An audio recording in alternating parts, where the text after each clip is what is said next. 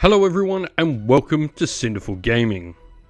In today's video we're going to look at unbox the Crucible of Wheels, Ashes and Faith lore campaign pack for Conquest: The Last Argument of Kings. Conquest is a mass battle, rank and flank style wargame where regiments of units from a variety of different unique fantasy factions battle out to see who will rule the world of Air. Conquest differs itself from other miniature games thanks to its larger 38mm scale models, unique lore surrounding the world and its factions, and the fact that nothing starts the game on the table, but steadily comes on via reinforcements, meaning the game builds up a pace nicely and prevents any turn 1 game over situations. Big thanks to Parabellum Wargames today, who have made this video possible with their fantastic support.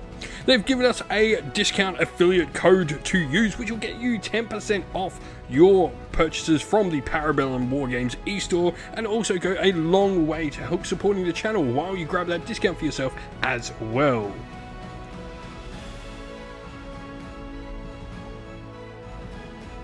So here we have the lore campaign pack, the Crucible of Wheels, Ashes and Faith. This is the Old Dominion versus the Nords. Now, we have done one of these lore campaign packs unboxing before, so if you haven't seen that, then this will sort of be a first for you. If you have, it does feature a lot of similar parts. Obviously, it's got its own unique characters and story and stuff like that. It's two completely different factions from the one that we looked at the other day.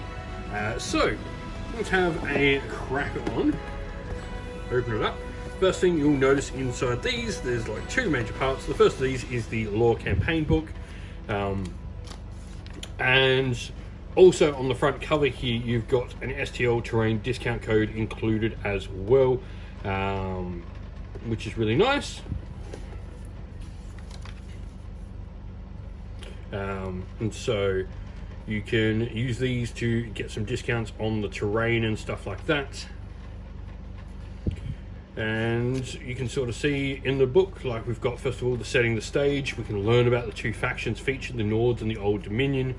We can start to get a look at the two characters that are going to be sort of featuring within the box. And then we've got Faith Bearer Ringleaf here. She's our Nords character. And she's got her own special rules. This is what's really cool about these box sets. They have their own unique rules for the characters within them, both for The Last Argument of Kings and for First Blood. These aren't meant to be used in, I guess, competitive play. You can certainly use them within the campaign or even in your own friendly games at home or at your local club. They're just definitely not meant to be tournament legal. In fact, they aren't tournament legal in any tournament run by Parabellum itself. For independent tournaments, definitely ask your TO what they think. But the models could also be used as other sort of counts as well, with some cool alternative models. We've got another little map to sort of show, and we go through the Old Dominion. Same thing with their character dude and Adronicus the Firebringer. That's a cool name. And then we've got supporting story characters. So we have Gunnar One Eye, a Jarl, and Achilles a Ziliarch. So these would just use the standard sort of models, but they have like names to them. If you wanted to convert up your own cool ideas of what these characters would look like, would be great. And then storied regiments. So both factions will get these. We have Jotnar Slayers. So these are Huskarls, a unit of them. And then we also have a unit of Valkyries, the Unbroken Sisterhood. And Manjuan Mountain Split and Mountain Jotnar. Meanwhile, for the Old Dominion, we get some special carries. We get Praetorian Guard and Bone Golems, as well as the Ossuary Sentinels. Now, to go with these special regiments, we also have storied items, the special sort of artifacts for the campaign. This, I think, is a really cool piece of art. I didn't, in the last one, see a big art piece of the two characters, but I think this is really, really cool stuff. I love the Conquest art that they've been putting out. And then we go through these scenarios. You've got a bunch of these to play through, and they all sort of tie in together depending who wins what, can affect the future scenarios that we play through in the campaign. And so, just having a look through this one. Oh, we've got some cool battle scenes and stuff like that. And then we go through, I won't stay on these pages too long, of what happens if the two different factions win, sort of where the story goes, what happens. But that is the major sort of part of it, and I really do like this. I like that this just gives us a bit of more story to the world, especially since, you know, we have like a very broad spectrum of what EA is. But the other thing we get in here, obviously, are the miniatures. Now, each one of these characters comes with their own unique command card with the cool art. This is actually the art we just saw in the box, in the book. So each one of these, really cool. And of course, we've got the 2 miniatures now. Of course, each of these characters, like I said, they're not meant to be used in competitive play, but they could easily be used as stand-ins. I forget the name of the Valkyrie character.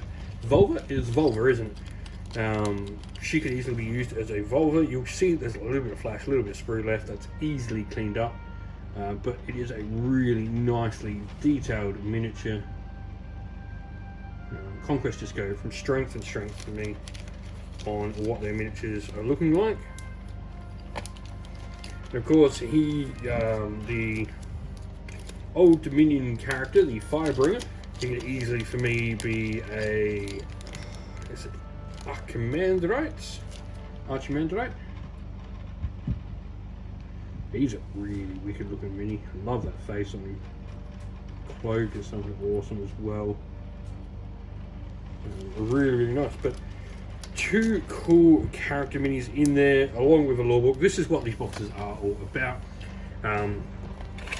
They are meant to be sort of like separate from the main game. They're supposed to be for the people who want to play this style of game. If you and your mate are collecting the 2 factions, they are trying to bring out all the different factions fighting in different ways. There's a bunch of these out already. As I said, we unboxed one the other week.